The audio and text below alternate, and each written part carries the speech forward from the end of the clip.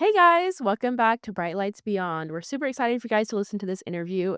Today, we had the pleasure of talking with David Oliver, who is the Deputy Wellness Editor at USA Today. I know, big time. He has a master's degree in nonfiction writing from Johns Hopkins University and a bachelor's degree in journalism from the University of Maryland.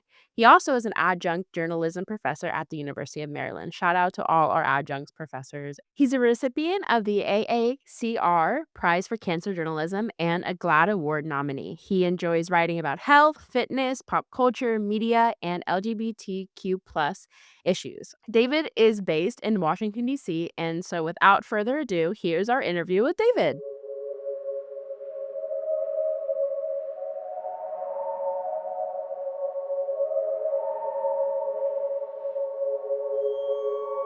David, thank you so much for joining us. For our listeners meeting you for the first time, can you tell us a little bit about yourself? Sure. Thanks much for having me. My name is David Oliver. I live in Washington, D.C. I'm the deputy wellness editor at USA Today, which means I both write and edit a lot about different health and wellness topics. That runs the gamut from everything from like sex and relationships to diet and nutrition to rare diseases to grief to kind of, what have you. And my interest in grief reporting really came about after my dad died 3.5 years ago of a rare disease. It's called Creutzfeldt-Jakob disease. It's a neurodegenerative disease that's like incurable and it was awful. And he was a physician, so cruel irony, all that stuff. But I think it's informed a lot of my journalism work, but also kind of how I've developed as a person over the last few years. Not to say that I'm not like fun, like I can be a fun person beyond all the grief stuff. It kind of goes hand in hand, I think, in a lot of ways. So yeah, that's the spiel about me. I love that. Can you tell us a little bit about how you got started in this realm? Sure. I knew I always wanted to be a writer. Like even as a little kid, I would like write plays and make my friends be in them. Like, that was just sort of my vibe. And then I worked for the school newspaper in high school and enjoyed it. And then when it was time to apply to schools, I was like, okay, how do I make my writing into like a tangible career path? And at the time, I was like, I'll be a journalist. Meanwhile, like as our media ecosystem like has slowly crumbled over time, it's like, okay, was that a great idea? No, but I decided to kind of apply to colleges with journalism in mind and got into some schools, picked University of Maryland, where I'm an adjunct professor now, actually, too. So it's nice to kind of, I had a great time there. I learned a lot from my professors, peers. I had a bunch of nice internships, including at USA Today, where I work now. Though right after school, I worked at a number of different places before I returned to USA Today again. I covered a bunch of different things. Like when I first got out of school, I covered the food and beverage industry. Also, then focused a lot more on just on doing social media instead of straight reporting. When I worked at U.S. News and World Report, where I did a lot of social media, I also did some like initial health and wellness reporting. And that's when I started getting into running because I was writing articles just about kind of ways to be healthier. And I found that like I was like, huh, like am I doing anything to be healthier? And was like, okay, I guess I should probably start doing something. So I started to try and pay more attention to my diet and exercising. So that was how I started doing that through there. And then when I got a job at USA Today, initially it was doing social media work for our travel section. And then I ended up starting to report a bit for the travel section, which was kind of housed under our entertainment section at the time. And I ended up writing bachelor recaps and sort of doing some initial entertainment reporting. And then we launched a wellness brand under entertainment. And that's how I sort of started to get more involved with that and really enjoyed that type of content that almost bridged the gap between entertainment and wellness, as we called it. We love to use like celebrity or political lens to talk about an issue, like Nicole Kidman and Keith Urban, and when people can't stop talking about your divorce, like, and like kind of how to navigate that. So using kind of a celebrity news peg, as we call it, as a way in to talk about a larger issue, get a few experts to weigh in, like that type of thing. We find a way that resonates with readers in terms of people reading stories, but also I think helpful in just explaining it to people in a really relatable way. So that's sort of how I got into that, if that answers the question. Yeah, absolutely. And going back to that first question, I want to say sorry for your loss, first of Thank all. you. And second of all, you are definitely with like-minded peers here. Like Lexie has a theater degree, I have an English degree. So like a lot of what you said really resonated with us. And we're two people that are very interested in death and grief. As I mentioned when I first reached out to you, this podcast was started to look at near death experiences and what it teaches us about life and death and all, kind of messiness in between. So thank you so much for sharing some of your story. Just to jump into our theme this season, which is a little bit different, but still connected to our roots of what we've done in the past 4 seasons, we're talking about the chemicals of love. So I would love to know from your perspective, when you hear that phrase, the chemicals of love, what comes up for you? My first thought about the chemicals of love, I think it has to do with, well, I guess first thought is like pheromones of just like kind of being in the presence of someone, like just on a literal level and like having that connection. It's like not always the person who maybe even like on paper, if you're swiping on a dating app, that you're like, oh, like I'm like in love with this person, or oh, like we could be something, but, like, being in a room with someone and having that connection is such, like, an unspeakable thing. It's so hard to describe, but, like, it's an immediate, like, "Oh, like, this person and I connect on some level." I think you can even have that with, like, friendships, but, like, I think with romantic relationships in particular, for me, it's like, I haven't found that with, like, many people, and, like, I have it with my fiancé. I remember from even just first meeting him, like, it just felt very right in that way. But I've had it with friendships too. Like, I have a good friend that I met on my bocce team, and, like, I remember meeting him and just an immediate, like, warmth of a person, and just, like, that feels so special. So when I think chemicals of love, I would say that I think of that. Just this, like, an immediate, like, "Oh, I'm comfortable with you," like, regardless of whether it's romantic or platonic. I totally agree, and I also love that you play bocce ball. I love that. Yeah, it's fun. Let's go. It's not that serious, but we have fun. I love that. So, with your upcoming South by Southwest panel, you frame death kind of as the new wellness frontier. When did you first notice death and grief becoming part of a mainstream wellness conversation? I mean, it's hard because I part of me wants to say like, "Oh, within the last few years," because, like, but I think that's sort of when I started paying attention to it, and was because of, like, I think it's one of those things. I don't know if anybody read Harry Potter. I don't know why that's, like, coming to my mind, but, like, Absolutely. We're okay, Potterheads. like, thestrals, I think is the animal, where, like, only Luna and Harry can see them because they've witnessed somebody die. And, like, that's kind of what I think about death and grief in general.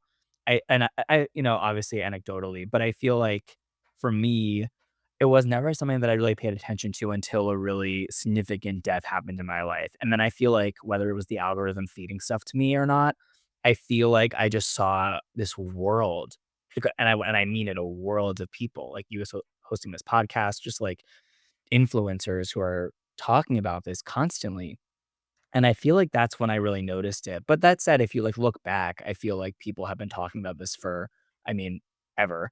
But I think within the last, I'd probably say, like, since the start of TikTok, I feel like especially, I think there's so many different trends that have gone on in the last number of years where people have talked about, like, I don't know, there was this thing, it's like trauma candy salad. Have you seen this trend before where people just sort of, like, dump candy into a bowl and just, like, say all Yes. these, shitty things that happen to them? But, like, that's the type of stuff that, like, those types of trends, I think, where people talk about sad things, but also there's people who like this one group the Rosenthals that I interviewed for a story a few years ago. This woman was throwing French fries on her husband's grave because he like loved French fries.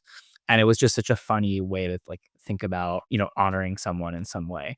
And there's tons of people like that that I've just seen the last few years that have been really inspiring and interesting, and people that reach across the mainstream, and like it's not necessarily just people who've lost someone who would follow them, but just people who find them inspiring. So I would say the last few years, which is a little skewed maybe, but I think it kind of went in line with sort of the nature of these platforms and what they were highlighting.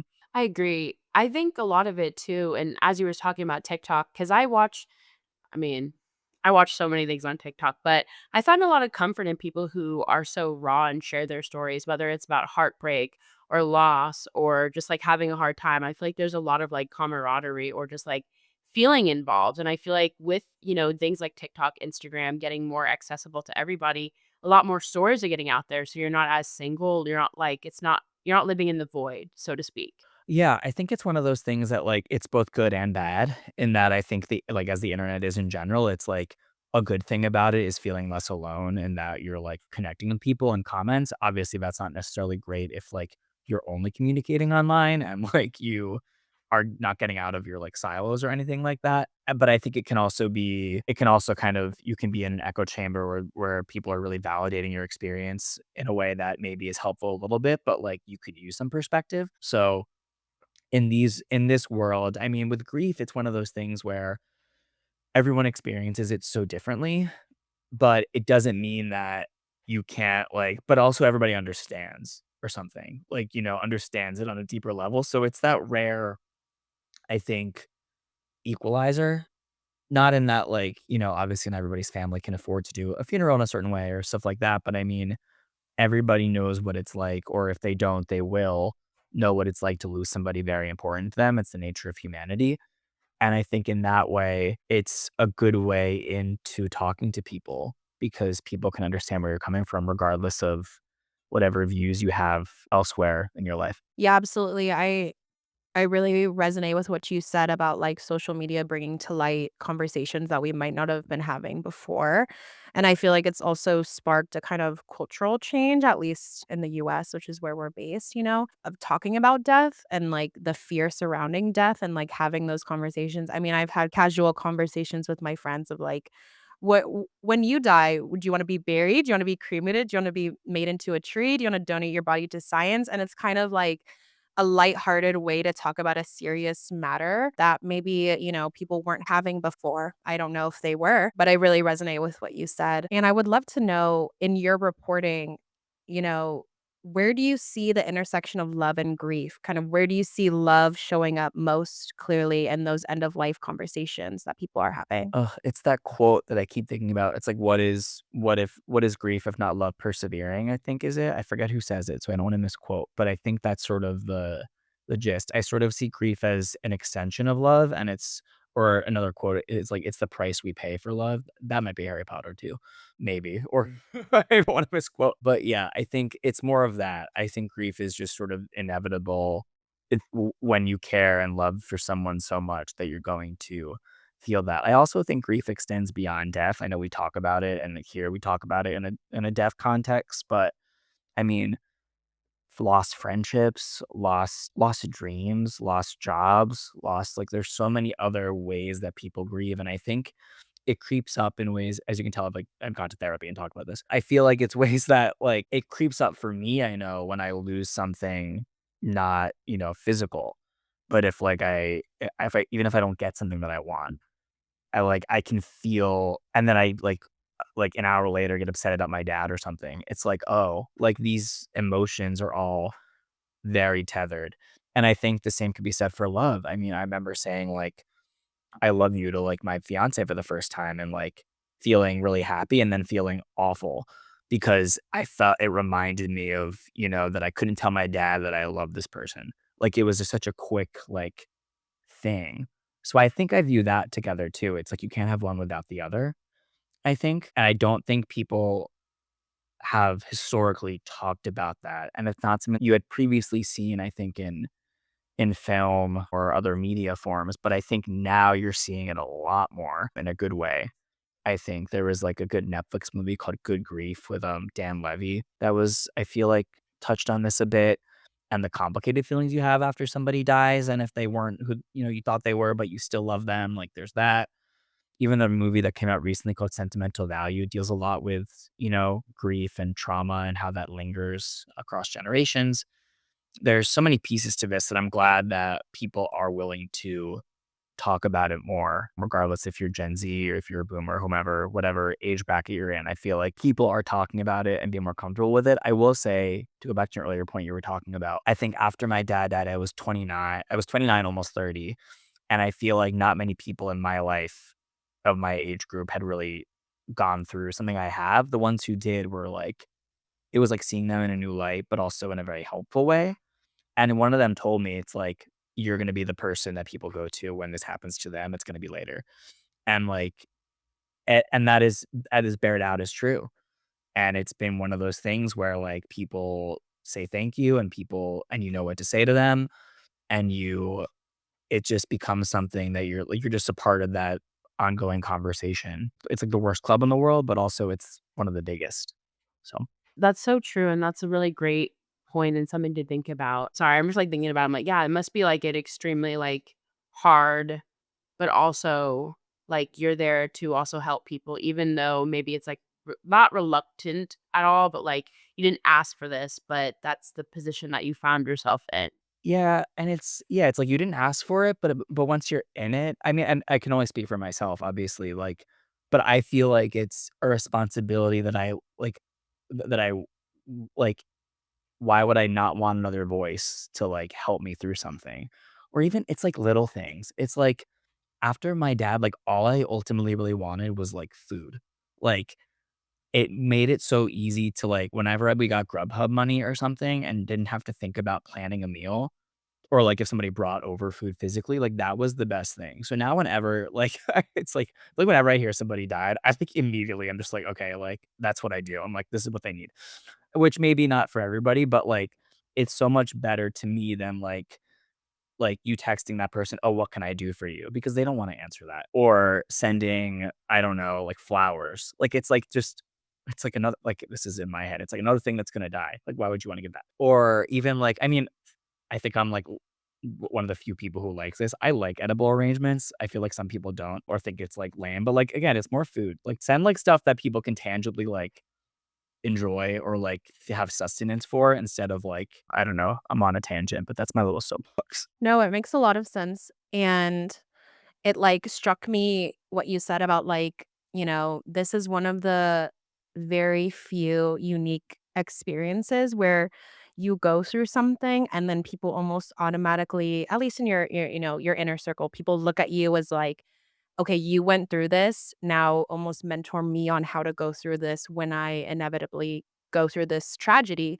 It's like you get to be this, I don't wanna say mentor, but that's the word that keeps coming to me of, like, other people study to be mentors of like sports or music or academics, but it's like you're this mentor on grief and processing grief, not because you studied for it, not because you had a passion for it, but because you went through it and like survived the emotions, and are on the other side. And, we talk a lot about how grief doesn't necessarily go away. Maybe it changes, maybe it evolves, but it's just really interesting to me, like, are becoming this person that everyone looks to, like, kind of have the answers to these questions that they themselves are struggling with. I think it's one of the only experiences in life that is like that I can think of.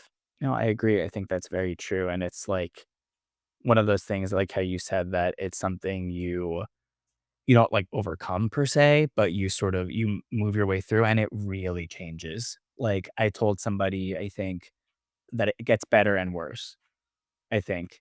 It like for me at least, it got better in that, like, on a day-to-day basis, I didn't feel like I was in a fog, but, like, on a big basis as, like, I'm having currently, like, big life moments, like, it's really hard. Like, I'm making a guest list for my wedding, and, like, guess who's not on there? My dad.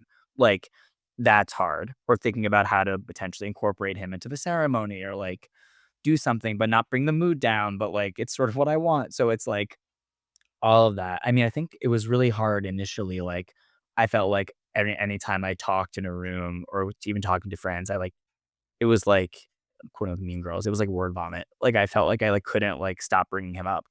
And even now, I can feel like if he comes up in conversation, I get nervous that I'm, like, sucking the air out of the room or, like, otherwise but I try and explain, like, "No, no, no, no, no, like, it's fine, like, I wanna talk about it."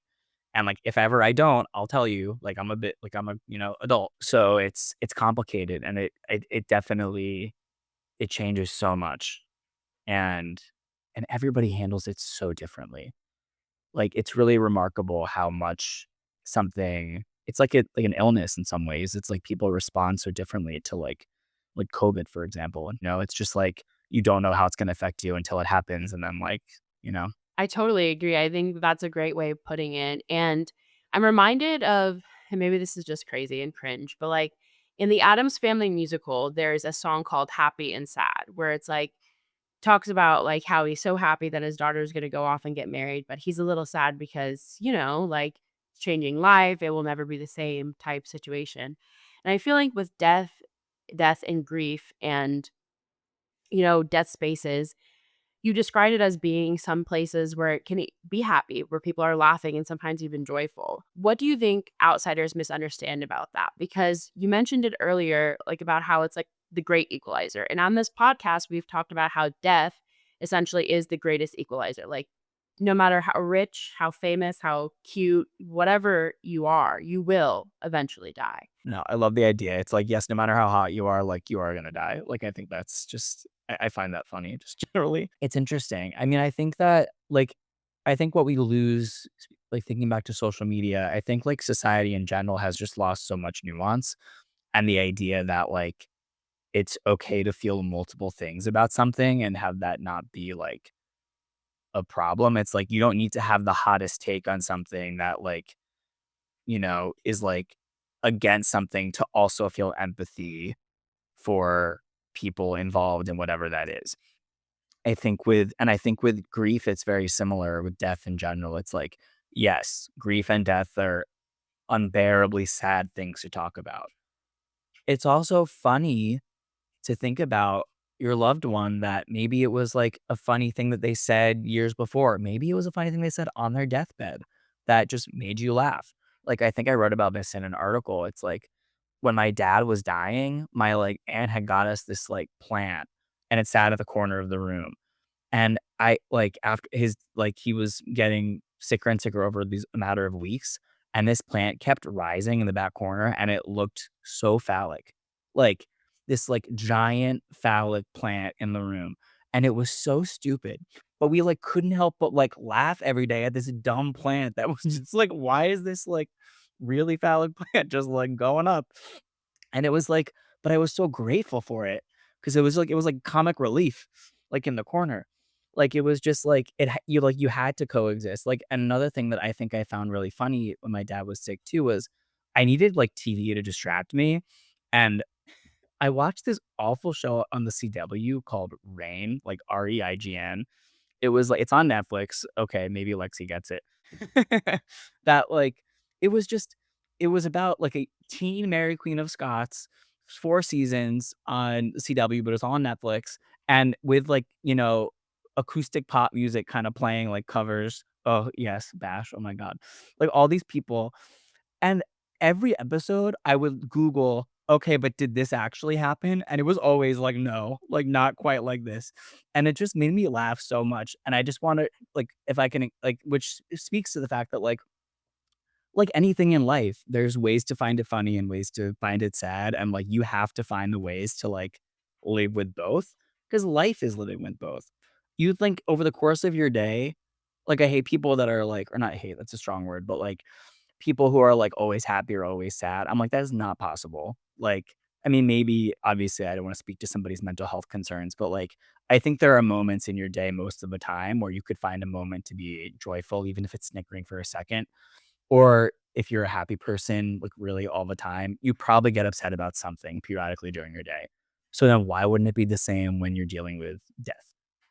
Like, I think that there's just a misconception that when you're mourning, that there's no room for joy. At least that's my experience. But yeah, like to this day, like I laugh thinking about me watching Rain, like in between like taking care of my dad because like what else was I gonna do? And yeah, it was like the dumbest love triangles and very silly, but it got me through it. I don't know if I can watch it again. I feel like I'll just be brought back to like, that moment. But at the same time, I'm like, no, maybe I could. And maybe I would laugh or think about it differently or something. But yeah. So yeah.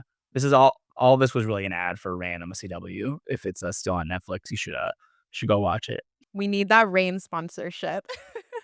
But as someone who I have, like, a tendency to laugh and really, like, uncomfortable or kind of sad moments, whether it's, like, I'm comforting someone who is sad, like, I think it's a way to, like, deal with kind of those strong emotions, and I like what you said, like, we've talked a lot about, like, love and grief almost being like two sides of the same coin. And I think the same can go for laughter and like tears, like there's been times where like I'm crying because I'm so sad. And then my husband says something funny or Lexi says something funny and we're laughing and it totally changes the mood and is like a comical relief.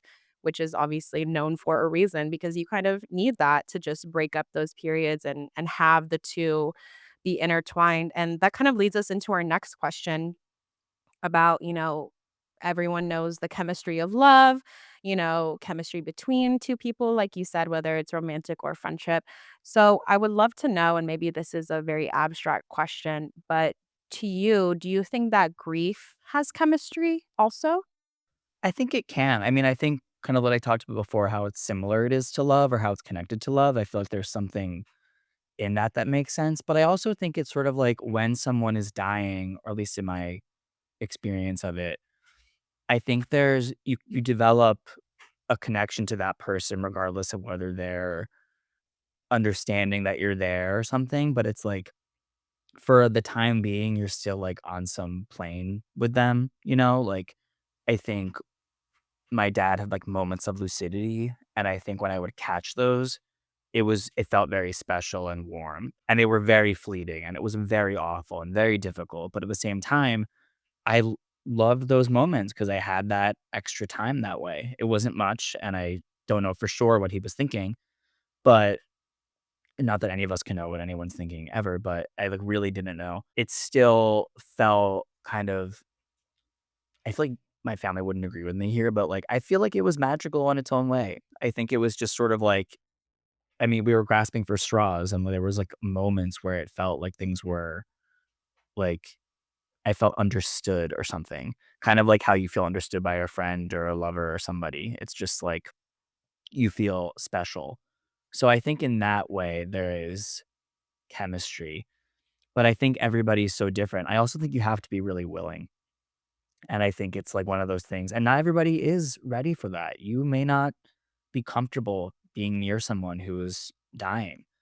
But I think that if you look back years later, you might regret having not explored it at all. So, but again, I don't want to, be cruel to anybody who feels differently about that, obviously. I think for me, I would have felt bad or I would have felt really guilty or something if I wasn't as present for those moments as I was. I totally understand that in a way, and we've spoken to a lot of people who work in hospice and work with people who are dying, and I think that that job is it's such an important job, and I remember speaking with someone who was like, their family couldn't couldn't, like could not be in the room. They just couldn't handle it, and, like, afterwards was, like, so thankful for me being there to help transition or whatever, and that leads me into my next question of, like, what are some common ways, like, grief can strain relationships, and how can it deepen them? Because I think that that is an important aspect to think about. I think it weakens them. It weakens relationships when I mean, it's a few ways. I think there's like pre-grief, like anticipatory grief. I think if a family member or friend or whomever is dying and like you disagree on, you know, the level of hospice care you want to give that person, that's ripe for grief. I mean, it's right for there to be like, a lot of issues in those relationships. And it can really weaken them because it kind of exposes feelings that you have maybe about the world or mortality that differ. It also could be about, but it's not even just that. It's like friendships. It's like if you feel like you and a friend are like, I don't know, maybe like your friend has a child and you just got a big promotion at a job and like your friend wants you out for drinks to celebrate, but your baby has a 103-degree fever and you can't go. Like there's like that's grief and that weakens relationship in its own way. So there's that. I think where it strengthens relationship is when you can accept that someone is grieving differently than you and make space for you both to talk about it. I think that is where it really strengthens it. On the flip side, I think giving space for the other person and even saying outright like, "Hi, I think we're in slightly different pages right now or like in a different time. Like, I'd like to take a bit of a pause on this and I'd love to kind of talk again another time," or like maybe that's awkward to some people, but like I also think if it could ultimately save the relationship, it might be worth it. Or you make a rule and like try not to talk about, that, or you just let a person vent to you and you don't give any feedback. That's a big thing I think I've had to learn in my own relationships is like we all grieve differently. Like some people just want to vent and they don't need to hear what you have to think. and you can bite your tongue and go whine to your friends about it and like let them hear what you have to say. And like it doesn't, and then some, for a lot of people, they need time to process. Everyone grieves differently. I have 3 siblings, and all of us have grieved and are grieving in very different ways. And my mom has grieved in different ways. It's all just it's really, really complicated, but I think it, you know, what strengthens relationship is really is talking and like expressing what you need and what you want and allowing room for there to be difference. Yeah, absolutely. And, it reminds me that, like, sometimes we feel so individualistic in our grief or feel so alone in grief because it is really isolating. But it's rare that, you are the only person grieving someone or something. If we're losing, a loved one, a family member, a friend, it's like your other friends are grieving, your siblings are grieving, your family is grieving, your community is grieving for different reasons. And so not only is it hard to process grief on your own and in your own way, it's also really difficult, but can also be really beautiful to grieve, as a unit and recognize the differences. And, like you said, learning how other people grieve and trying to accept how they grieve. I like what you said about, some people just want to vent and it's kind of a hard pill to swallow of like not saying anything. I'm so guilty of that even on just like day-to-day issues. Like I want to solve everything. I want to, you know, make everything better for everyone and that's not realistic in any sense of the word. No, that is my whole like ethos currently is very like, wow, you really can't solve other people's problems. And it's so, or even your own problems. And it's hard to like sit in discomfort. I find it really difficult. Another point I was thinking about too was like, I remember after my dad died, like he was a physician and a primary care physician who had a lot of very grateful patients he had knew over decades. And they would come up to us and be like, he was my best friend. And I'm sitting here like, what the fuck? What do you mean he's your best friend? Like, he was my father. Like, I didn't know who you were. Like, you know what I mean? Like, it's just such a like, you don't know everybody's relationships or connections that they have, but it was okay for that person to have that and for me to have it. Even in that moment, I like didn't quite see that, but now I'm like, oh, of course, like this person was such a constant for you in your life and was helpful as you navigated your health. Like, of course, and he told a lot of dad jokes. Like, it was obviously this person was very helpful to you, but like for me, I'm like, no, this was my father. Like, why is that?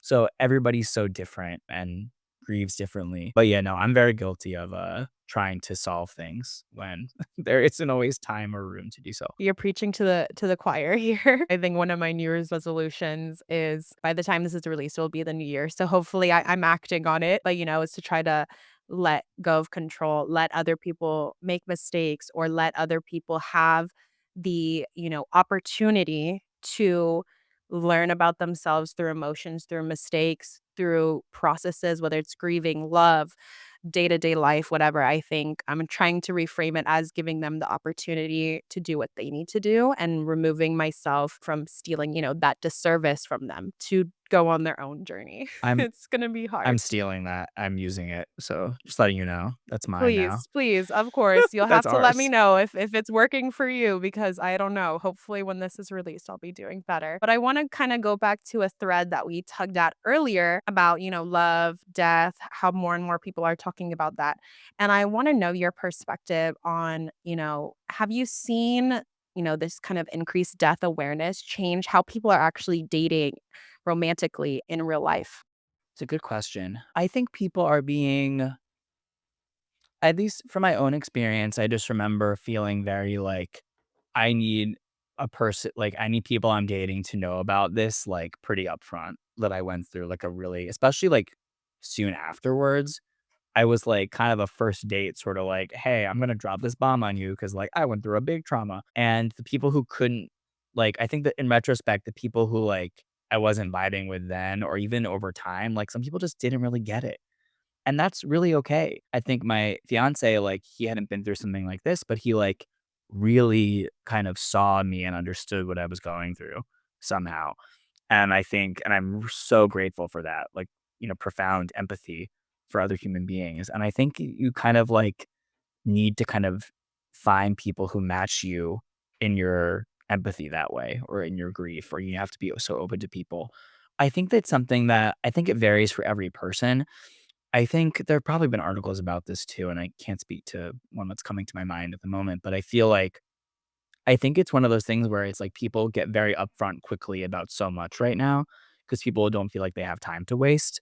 I think it's also the nature of dating apps in general, where you can lay out a lot on the table early on, even in digital sense, as opposed to like on a first, even like on a first date. But I think that it's definitely more common for people to bring this kind of stuff up, especially I think also just as we age. I think kind of the older you get, the more like even just difference between 20s and 30s, I think it comes up more. And people are often dealing with it with their parents and with loved ones otherwise. Like it comes up. And even people our age are, there's like as statistics will show, like cancer is becoming you're getting more diagnoses among people in their 30s, 40s, 50s. And I think for that reason, I think of like Katie Thurston from The Bachelorette, like, like stuff like happens and you have to confront it in your life. And I think it's honest to bring about like to talk about this stuff early. And it's not morbid, it's life. It's like, you know, it's just it's all part of the experience. And it's good to get these conversations kind of early on. It's similar to how like a conversation about like whether you're like kind of whether you're really against children or really want children or you're kind of in the middle. Like that type of stuff, it could change over time, but like it's helpful to kind of talk about where you're at a given time. You could say the same thing for how you feel about death and like, would you want to be cremated? Would you want to like how do you feel about, us working on our wills together when we're getting married? Like that kind of stuff. It's all related. And I think the idea that it needs to be separate conversations is, I think, antiquated. I think we're seeing that play out now. Yeah, I feel like it's like you said, like, it's almost becoming as, like, a much of a basic as, like, do you want children? Do you drink? Do you, whatever. And I saw this TikTok again, we're so chronically online here, but I saw this TikTok that really, like, changed my perspective on dating, obviously, before I met my husband, but it was like, you know, marry someone if marriage is, something you want, marry someone that will, carry you through the death of a parent because your parent is in so many ways the primary relationship, at least, through childhood and whatnot. And it just really reframed my way of thinking of like, this is not just someone that you want for the happy moments, but it's like through some of the hardest times of your life. And, I'm sure that your experience changed the way you dated, of like, you know, this had already happened. I'm assuming maybe before you met your fiance. So it's like you had already had that. So it's like you have to find someone who is not necessarily carrying you through that moment, but like being on that journey with you kind of after it happens. And it's just, I think that if we're dating seriously, obviously dating casually is a totally separate thing. But if we're dating seriously for like a lifelong partner, I think that's something that maybe our generation, I don't know, is becoming more aware of. Maybe. Yeah, no, I don't think like every hookup you have, you don't need to have like a post-coital like, "Oh, well, my dad died." Like, I think that's maybe like I mean, obviously do what you want, but like, I feel like it's not necessarily the vibe. I feel like it feels very like a Netflix movie where that would happen more. But no, I think that yeah, I met my fiance after I think it was like almost I think it was like a year and a half after. So like, which for me, it happened to be in my life that I think I had reached a point of like moving through a bit more. Like, I had gotten through I were seeing some people before that, and I think I could tell that I wasn't quite, like, as vulnerable or open or, like, ready in that way. I was getting there, but, like, when I met my fiancé, it was almost like, "Oh, yes, like, I'm ready for this kind of love." And I think that it's almost I mean, I think it's not a pro or con or whatever, but I feel like if you're with that person when it happens to you, they go through the trauma with you and they're traumatized in like a different way. I think what's interesting with this is like this person didn't go through this with me, but is seeing the ramifications of what it did and is sort of seeing kind of and didn't know an earlier version of like my mom or my siblings or me. Like I think there's like a darkness in some ways that is there. It doesn't mean that, that everything's sad, obviously, as we've talked about, but there is a shift there that I wonder if you're with someone, before that happens and there's a shift, like how you talk about anything. in our relationship is different. Like, even, like, with my family now, it's like we can shift very quickly back and forth between, like, trauma and, like, very light things. And but this, like, my fiance wasn't really there for the light things, but can still kind of sit back and, like, listen and appreciate, and it's all different kinds of relationships that you navigate. And then as time goes on, it's like, we'll be there for each other as more, as I don't want bad things to happen soon, but, things are gonna happen in our lives, both happy and sad. And it's about I like what you said about Andy, about just I think that TikTok is kinda true. Like, you do wanna find someone who is going to carry you through that time, but it's not just about that time, it's about, like, all the other little day-to-day bad times.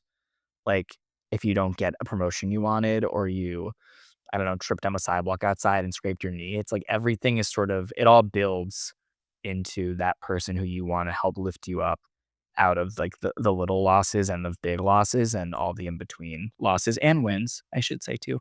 I love that. I think that that is just, like, perfectly put. And this is also kind of like a heady question, but kind of ties into, I guess, our culture, especially, like, the Western culture of, like, almost, like, being really afraid of death. I feel like we've gotten a lot better. I wanna say, honestly, like, in the last 5 years, and I probably a lot attribute to social media and people's stories, but we have this, like, really big fear, and I think that people fear what they don't know, obviously, but in our culture, I feel like we almost avoid it to the point of, like, it becomes so, like, I can never bring it up. And I know you mentioned earlier how, like, "Oh, when I bring up my dad, I'm not always trying to bring it up in the context of, like, a sad thing, but just like, oh, maybe my dad liked this, or he said something funny one time, you reminded me of the smell, etcetera." Do you think our avoidance of death makes, like, love and practicing love harder in our life, like, when we ignore, like, big feelings like that? I think it can. I think it's like avoiding any big feeling. I think if you're not upfront about it or talking about it, I think you risk inauthenticity. I think, but that's not to say that, like, every person who doesn't talk about death or grief is like an inauthentic person, I should say. But just, I think that if it comes up and you don't have an opinion on it, it's time to, I think, get educated a bit and, like, really think about it and what you'd want. And, like, if your partner kinda comes into something with, like, "Yep, like, I wanna be cremated, I don't want any extraordinary measures, I don't want blah, blah, blah," like, whatever, and you kind of sit there like, "Yeah, I haven't thought about it." I think it's time to do your homework. I mean, if the person, like, even if the person doesn't ask you to, I think, like, it's worth sort of, like, meeting your partner that way with where they are and kind of working together on that. I think it's something that can really strengthen a bond as a couple for people to know or if you're not in a couple, even friendships, like, or family members, just say, like, "Hey, like, I want someone to know about this," because it can't be just, like, on a note in your phone. Like, you kinda need, like, probably a more, like, legal way to sort of to handle this. I think I have a friend who, like, who's had, like, details like that in her phone, and I'm like, "I think you need more." And I feel like, and as do I don't have a legal document, I should get one. But, like, I have one for my mom now, for example. I once after my dad, like, I became the person in charge, and it's a scary thing, but I also feel, like, way more prepared to, like, "Yep, like, this is me," like, how to deal with it that same way. So, yeah, I think it's really important. I think that it's getting better now in that we're talking about it more and it's less, like, mystifying in some way. I also think, though, like, it is awful, like, having to deal with all of that while you're also grieving. Like, I don't want to sugarcoat it. Like, having to call Verizon Wireless and tell them, like, "Hi, can you cancel this number because he's dead?" And then or we went to a Verizon store and they said, "Hi, you have to do this online," is like literally sitting there just like, "Okay, but, like, he died. Like, I have his widow right here. Like, can we just, like, do," and they're like, "You have to call this number. Like, we're so sorry." I'm like, "I know it's not your fault, but, like, I really don't like you right now." Like, that kinda stuff sucks.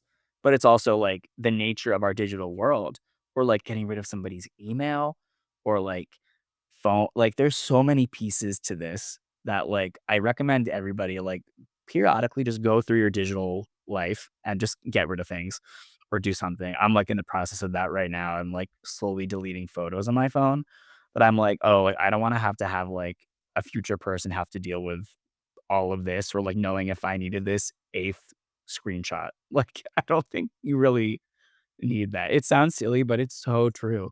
Just like, oh my God, we do it too much. I totally agree. We did an episode about the art of Swedish death I cleaning, love it. and I love it. recently no, for real, and I was like, "So true." I was like and recently I picked up some jobs here and there, and I move houses, and I've had to pack a couple houses of people who have passed on, and I'm, like, sitting there with, like, their daughter or their husband, and they're like, "Just Goodwill." I'm like, "Damn," like, this person's life is in a box, like, I don't know. Yeah, my dad was a pack rat, like, you know, bless him, but, like, the amount of shit that we had to clean up, it was like, "Are you kidding?" And this stuff my mom had, like, begged him to do for, like, years, and it's just like, ugh, like, it was like she was obviously very sad, but also, like, furious. Like, it was very it was funny almost too to think about that because it's just like but it's I think about that now a lot. I'm like, "Okay, like, if I can like, it's like, do I really need this essay of mine from the 10th grade? No, like, can't take it with me. No one's gonna really want this. Like, this Great Gatsby analysis really won't solve anybody's life's mysteries here. So I think it can go. Like, that's like, it's funny to think about the things that mattered to you so much at some point in time, and then slowly you're just like, I didn't need this PSAT.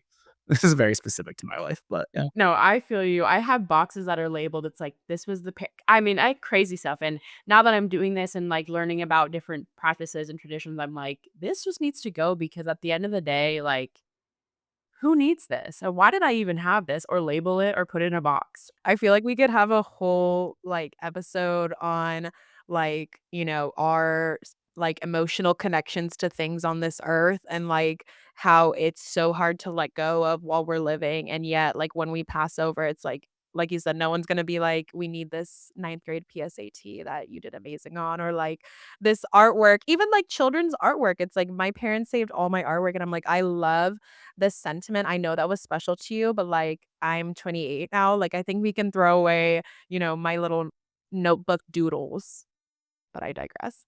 It's crazy. Crazy how much we have, and I still can't get rid of some things. Like, I have, like, a stuffed animal Barney from, like, when I was, like, literally, like, 0 years old, and I can't get rid of it.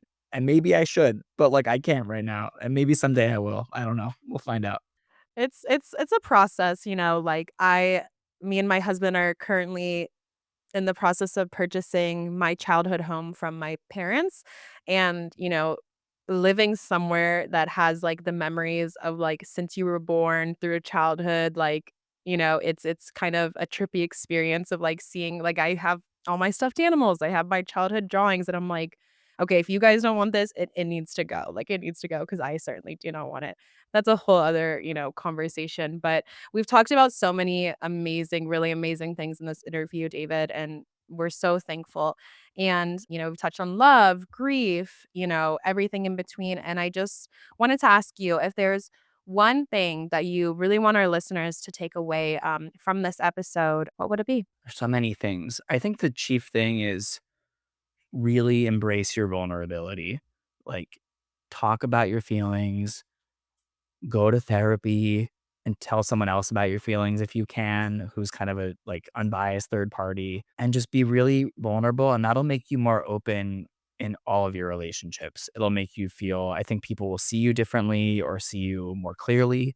And it might make you kind of realize relationships in your own life that maybe you want to strengthen or weaken if things aren't feeling as put together as they could be. But I would say lean into that because even if it's difficult at times, I think you'll be happier ultimately for it if you lean into that authenticity.